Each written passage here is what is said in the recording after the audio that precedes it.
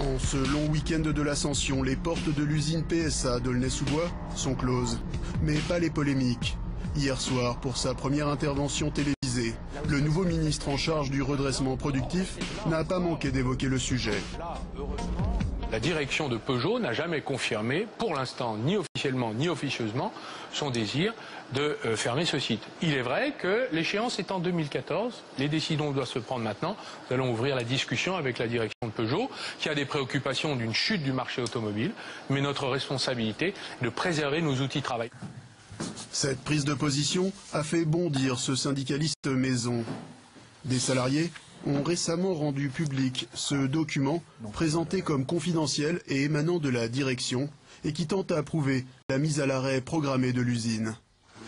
La fermeture d'Aulnay est prévue en 2014 avec une courbe de production décroissante et à partir de là, on n'a plus rien à fabriquer. Alors que sur les autres usines du groupe, Poissy, Tornova, Sochaux, Mulhouse, Vigo, vous avez de multiples modèles à produire. Monsieur Montebourg est quand même ministre maintenant du redressement productif et s'est fait le chantre de la démondialisation. Donc ça veut dire on espère qu'il va se battre pour le maintien des usines qui existent. Surtout qu'il n'y a aucune raison de fermer une usine comme Aulnay, puisque si on répartit les productions également sur l'ensemble des usines du groupe, tout le monde peut travailler.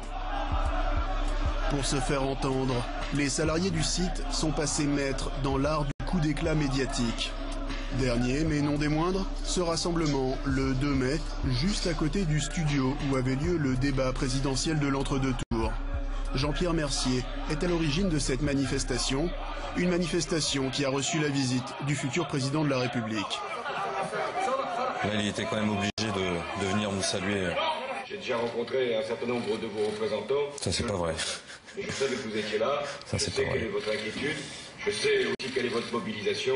On avait rencontré Éric Besson, le ministre de l'Industrie de Nicolas Sarkozy. Il avait refusé de signer notre accord, l'accord des syndicats de PSA Aulnay.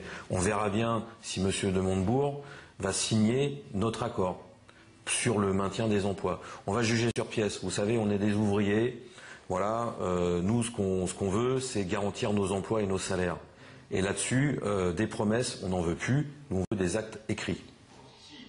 Ce représentant syndical en est au stade des prises de contact avec le nouveau gouvernement. Pour l'heure, rien de plus, mais cela ne devrait pas tarder. On a eu raison de s'organiser, on a eu raison de se mobiliser, puisque aujourd'hui PSA Aulnay est un des 3 dossiers brûlants qu'a le ministre de l'Industrie Montebourg sur la table. Donc il va falloir qu'il règle le problème extrêmement rapidement. Ça veut dire quoi régler le problème? Ça veut dire imposer à Peugeot de signer un accord tripartite avec lui et les syndicats de PSA Aulnay pour maintenir tous les emplois sur l'usine d'Aulnay. On ne veut aucun licenciement. On n'acceptera aucun licenciement, aucune suppression d'emplois, parce qu'en temps de crise économique, nous, on joue notre peau. Avec l'usine PSA d'Aulnay-sous-Bois, d'emblée, le gouvernement est mis sur le grill. En jeu, sa capacité à sauvegarder les 3500 emplois du site.